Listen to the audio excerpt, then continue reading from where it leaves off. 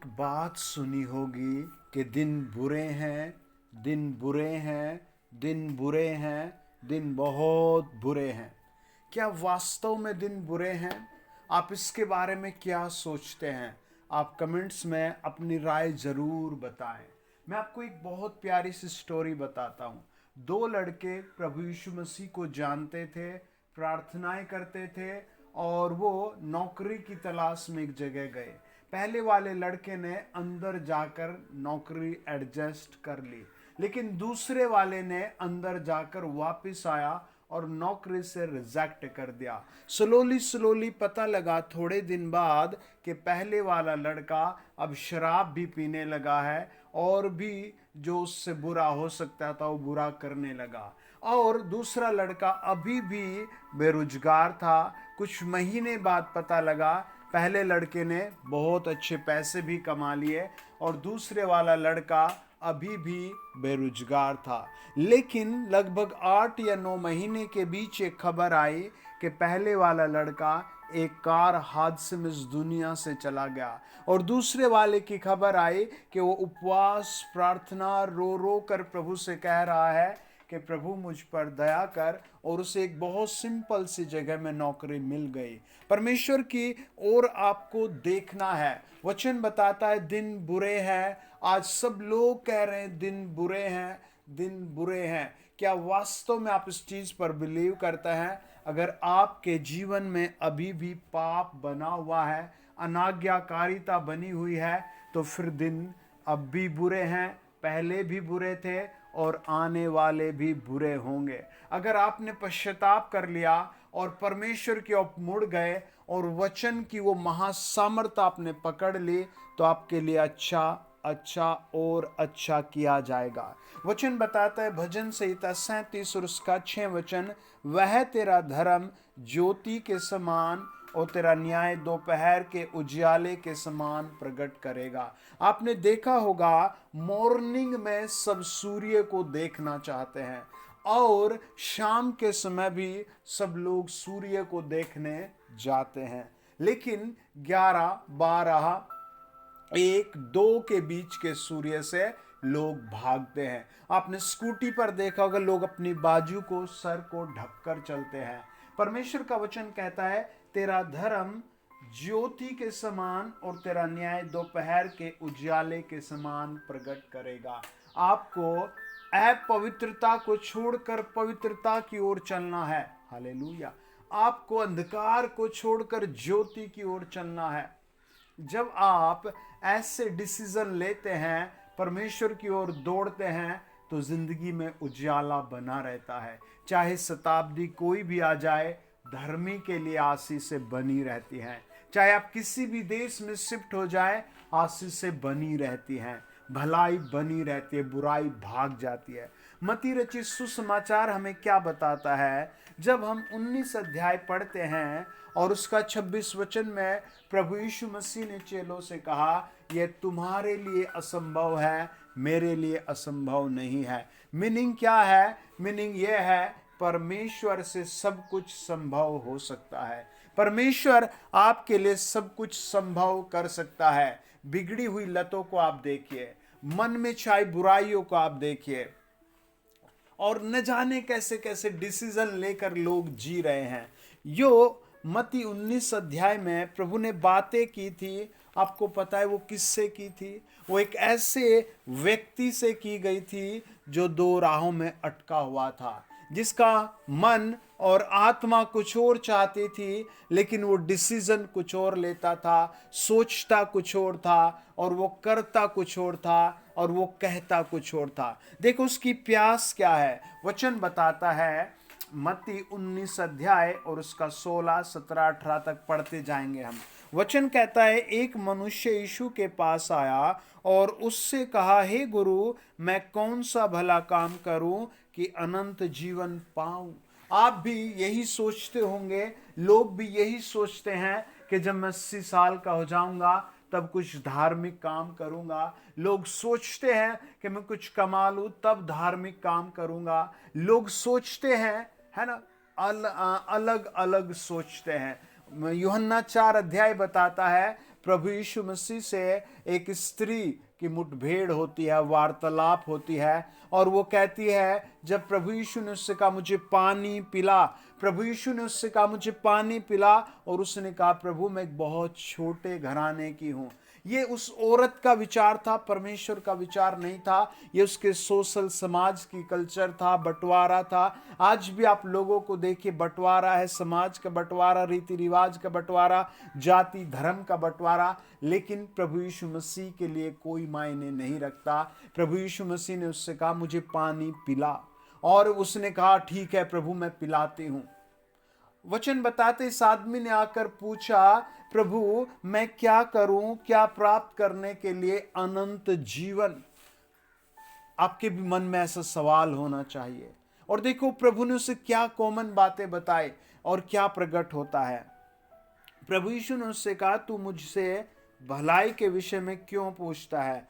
भला तो एक ही है, पर यदि तू जीवन में प्रवेश करना चाहता है तो आज्ञाओं को माना कर।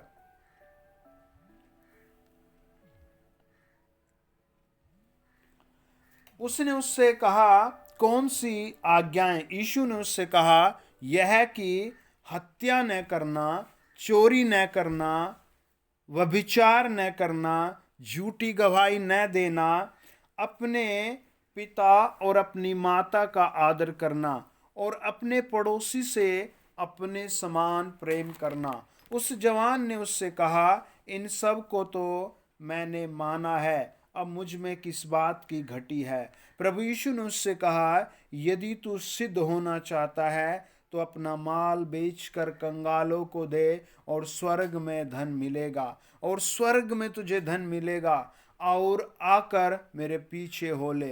परंतु वह जवान ये बात सुनकर उदास होकर चला गया, क्योंकि वह बहुत धनी था। उसकी प्रॉब्लम्स देखिए क्या है। क्या उसके लिए अच्छे दिन है? अगर वो अपने धन के साथ जी रहा होगा तो मैं सोचता हूं उस जमाने में भी उसके पास लग्जरी घर होगा, लग्जरी कार होगी। अगर कार नहीं होगा, रथ होगा, सारी सुविधाएं प्रोवाइड होगी। लेकिन उसके पास भी एक सवाल है, मैं अनंत जीवन होने का, अनंत जीवन का वारिस होने के लिए क्या करूं, क्या करूं?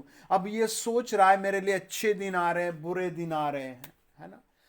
अगर आप अधर्मी रहते हैं, आप छिपे हुए पापी रहते हैं, तो आपके जीवन पर बुरे दिन आएंगे। आपने देखा कई जगहों पर बड़ी सुनामी आती है और बहुत लोग मर जाते हैं, लेकिन फिर भी कुछ लोग बच जाते हैं। आपने देखा कुछ जगह पर बहुत भयानक तूफान आता है और बहुत लोग मर जाते हैं और कुछ रह जाते हैं। आपने देखा होगा कई सारी जगह बड़े बड़े भूकंप आते हैं और बहुत लोग मर जाते हैं और कुछ लोग बच जाते हैं। आपने देखो बहुत सेफ एरिया है, बहुत सुरक्षित जोन है, लेकिन बहुत लोग और कुछ लोग मर गए, है ना? आपने देखा होगा न्यूज़पेपर के माध्यम से, टीवी के माध्यम से, यूट्यूब के माध्यम से, अपने फ्रेंड सर्कल के, व्हाट्सएप के, फेसबुक के, इन सारे न जाने कितनी सोशल एप्स के माध्यम से आपको ऐसी खबरें मिली होंगी। क्या यहाँ दिन बुरे नहीं है? वास्तव में दिन बुरे हैं, लेकिन आपके दिन अच्छे हो जाते हैं, आपका समय अच्छा हो जाता है, आपका जीवन अच्छा हो जाता है, आपके लिए भलाइयाँ आने लगती है, आपके लिए सुरक्षा आने लगती है अगर आप क्रूस उठाकर यीशु के पीछे चलते हैं। आप एक आज्ञाकारी जीवन लेकर चलते हैं, आप प्रार्थना का हृदय रख कर चलते हैं, आप परमेश्वर का धन्यवाद करके चलते हैं, तो आपके लिए अच्छे दिन बन जाते हैं। हालेलुया, आमेन। बहुत से लोगों के चारों ओर आपने बुरे और बद से बदतर दिन सुने होंगे कहते हुए। आपने कई बार बुजुर्गों से सुना होगा वास्तव में दिन बहुत बुरे हैं, है ना? वास्तव में दिन बहुत बुरे हैं। लेकिन अगर आप महासामर्थ प्रभु के वचन को देखते हैं, प्रोमिसेस को देखते हैं, तो आपके लिए भलाई आती है। निर्गमन 2 अध्याय बताता है इज़राइल के सारे लोग मिस्र की गुलामी में रो रहे थे। क्यों? उनके पास काम नहीं था। क्यों? उन्हें लोग सता रहे थे। क्यों? उनके साथ अच्छा व्यवहार नहीं हो रहा था। उनके दिन इस लोक में भी बुरे थे और स्वर्ग और नरक की तो उन्हें कोई उम्मीद और आस्था नहीं थी। उनके लिए सब कुछ बुरा था। लेकिन 2 अध्याय 25, 26, 24 वचन कहता है, जब उन्होंने कहा, हे सर्वशक्तिमान परमेश्वर हम पर दया कर, हे जीवित परमेश्वर हमारी सुधि ले, हे राजाओं के राजा हम पर दया कर। निर्गमन 3 अध्याय कहता है, उसी दिन परमेश्वर ने मूसा को जलती हुई झाड़ी में दर्शन दिया। और 3 अध्याय का 8 वचन कहता है, जा और इजरायली लोगों से कह दे, परमेश्वर तुम्हें उस देश में, उस जगह में ले जाएगा जहां दूध और मधु की धाराएं बहती है। आमीन। और उन्होंने विश्वास किया। क्या उनके बुरे दिन क्या हो गए? बुरे ना, उनके दिन अच्छे हो गए। हालेलुया। उनके दिन खराब थे, लेकिन अब क्या हो गए? बेटर हो गए। आमीन। अगर आप वचन को सेफली पढ़े, ध्यान से पढ़े, मत्ती 8 अध्याय 1 से लेकर 3 वचन कहता है, एक कोढ़ी प्रभु यीशु के पास आया और बड़ी मुश्किलों से आया। लोग उसे रोक रहे थे, लोग उसे खींच रहे थे, लोग उसे धमका रहे थे, लेकिन वो छिपते छपाते, ताने सहते हुए अपने बुरे दिनों में प्रभु यीशु मसीह के पास आया और उसने कहा, प्रभु यीशु मसीह तू चाहे तो मुझे शुद्ध कर सकता है। प्रभु यीशु मसीह ने क्या किया? उसकी ओर देखा और कहा, मैं तो तुझसे पहले चाहता हूं तू शुद्ध हो जा, मैं तुझसे पहले चाहता हूं। और प्रभु यीशु ने उस पर हाथ रख दिया और उसी घड़ी उसका रोग चला गया, उसी घड़ी वो पाप चला गया। अगर आप लेवी व्यवस्था को 13, 14 और 15, 16 अध्याय को पढ़ें तो कोढ़ को पाप की एक संज्ञा दी गई है। जैसे कोढ़ धीरे से पैर में लगता है किसी एक हिस्से में और पूरी बॉडी को अपने अधीन कर लेता है। नीति वचन 6 अध्याय कहता है, व्यभिचार भी एक धीरे सी जिंदगी में आता है और फिर जलते हुए कोयलों में ले जाता है। ऐसे ही कोढ़ की और पाप की एक तुलना की गई है। अगर आप पवित्रता को ढूंढते हैं, पवित्रता के लिए प्रार्थना करते हैं, पवित्रता की खोज करते हैं, तो वचन बताता है परमेश्वर आपको पवित्र करने को तैयार खड़ा है। आमीन।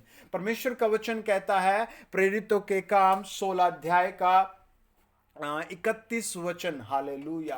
पहला पत्रस 1 अध्याय 16 वचन, हालेलुया। 8 अध्याय 20 अध्याय 8 वचन, ले व्यवस्था, मैं पवित्र हूं और तुम भी पवित्र बनो। आपके दिन टोटल बदल जाएंगे, आपकी भावनाएं बदल जाएंगी, आपका भविष्य बदल जाएगा जब आप परमेश्वर की ओर टर्न हो जाते हैं। प्रभु यीशु मसीह ने क्या कहा? प्रभु यीशु मसीह ने कहा, मत्ती 4 अध्याय 18 वचन, पतरस मेरे पीछे आ, पतरस मेरे पीछे आ, पतरस मेरे पीछे आ, मैं तुझे मनुष्यों को पकड़ने वाला मछुआ बनाऊंगा। अगर आप वचन को सेपली देखें, यूहन्ना 8 अध्याय बताता है, प्रभु यीशु मसीह के पास एक स्त्री को लाए जो व्यभिचार में पकड़ी गई थी और सब लोग उसे कसकर पकड़े हुए थे। और प्रभु यीशु मसीह से कहा, लॉर्ड जीसस, प्रभु यीशु मसीह, इसको देखिए, ये व्यभिचार में पकड़ी गई है, एक पुरुष के साथ पकड़ी गई है। व्यवस्था कहती है इसको पथराव करके मारा जाए। और प्रभु यीशु मसीह ने हर एक की आवाज को सुना और जमीन पर बैठ गया। वो स्त्री क्या सोच रही होगी? This is my last day, है ना, ये तो मेरा आखिरी दिन है, मेरे बुरे दिन है ये, और ये मेरा सबसे बुरा दिन है। लेकिन उसे पता नहीं था वो किसके सामने खड़ी है। वो राजाओं के राजा के सामने खड़ी है, वो प्रभुओं के प्रभु के सामने खड़ी है, वो जीवित और सच्चे प्रभु के सामने खड़ी है, वो मर्सी और मर्सीफुल परमेश्वर के सामने खड़ी है। यीशु मसीह ने जमीन पर बैठकर कुछ लिखना शुरू किया। लोगों ने कहा, ओ जीसस, ओ लॉर्ड जीसस, सारी दुनिया जानती है, व्यवस्था कहती है ये व्यभिचार में पकड़ी गई, इसे मरना इसका आखिरी दिन है, बुरा दिन है इसका। प्रभु यीशु ने कहा, okay, it is a good day, ये तो अच्छा दिन है, सब लोग इसको पत्थर मारो, सब मारो, हालेलुया। लेकिन पहला पत्थर वो मारे जिसने पाप ना किया हो, जिसने कोई पाप ना किया हो, जिसने कभी कोई पाप ना किया हो, जिसने एक भी पाप ना किया हो, वो इसको पत्थर मारे। और स्लोली क्या हुआ, one by one, one by one, one by one, एक एक आदमी वहां से चला गया। वचन बताता है यूहन्ना 8 अध्याय 10 और 11 में कि वहां छोटे से लेकर बड़ा सब चले गए। प्रभु यीशु मसीह ने खड़े होकर कहा, क्या किसी ने तुझे पत्थर नहीं मारा? उसने कहा नहीं लॉर्ड जीसस, नहीं, ये मेरा बुरा दिन नहीं रहा। उसने कहा मेरे अच्छे दिन शुरू हो गए। प्रभु यीशु ने कहा तेरे अच्छे दिन बने रहेंगे, जा फिर से पाप नहीं करना। एक धर्मी के लिए प्रभु का वचन कहता है सूर्य के समान आपका जीवन, आपका न्याय चमकेगा।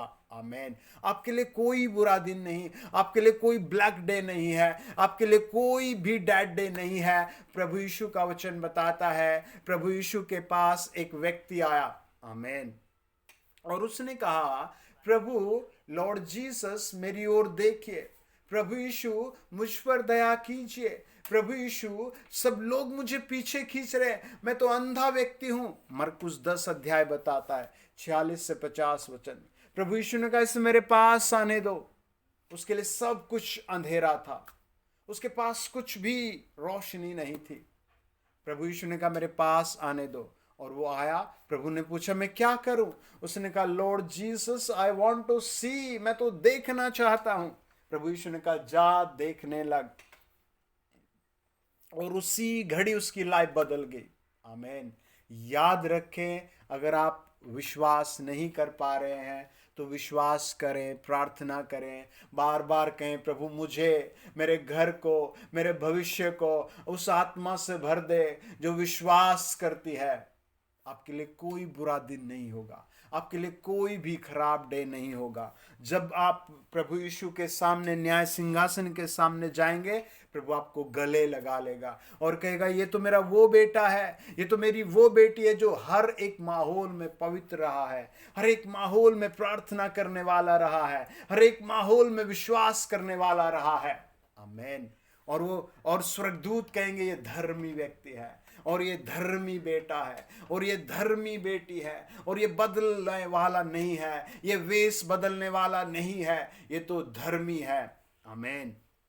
वचन बताता है जब प्रभु यीशु मसीह से लोग मिलना चाहते थे, प्रभु ने कभी मना नहीं की। मत्ती 5 अध्याय बताता है प्रभु यीशु मसीह एक टीले पर बैठ गए और लोगों से बात करने लगे। आमीन। लोगों को अच्छे वचन समझाने लगे। आमीन। आपको प्रभु के वचन को पकड़ लेना है और दौड़ते जाना है। आपको भलाई भलाई भलाई मिलेगी। आमीन।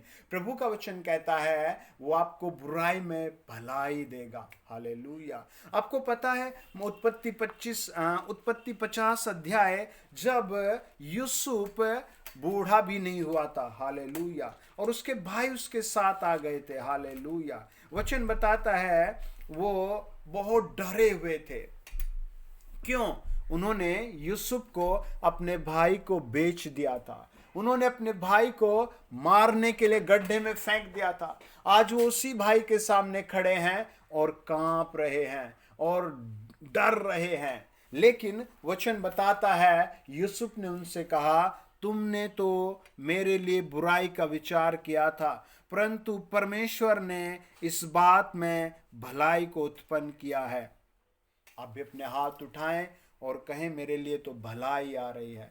कमेंट बॉक्स में लिखें मेरे लिए तो भलाई आ रही है, मेरा प्रभु तो मेरे लिए भलाई ला रहा है, मेरा प्रभु तो मेरे लिए भलाई ला रहा है, मेरा प्रभु तो मेरे लिए बेस्ट भलाई ला रहा है। बाइबल कहती है 15 अध्याय 13 वचन, हमें आशा रखनी है, आशा का दाता हमारे लिए सब कुछ पूरा करेगा। आमीन। लॉर्ड जीसस, जो लोग सुन रहे हैं उन सब को ब्लेस करो, हील करो, नई एनर्जी दो, यीशु मसीह के नाम से नया छुटकारा दो। आमीन। Thank you Jesus. आमीन। Thank you Jesus. आमीन। Thank you Jesus. आमीन। Thank you Jesus. आमीन। थैंक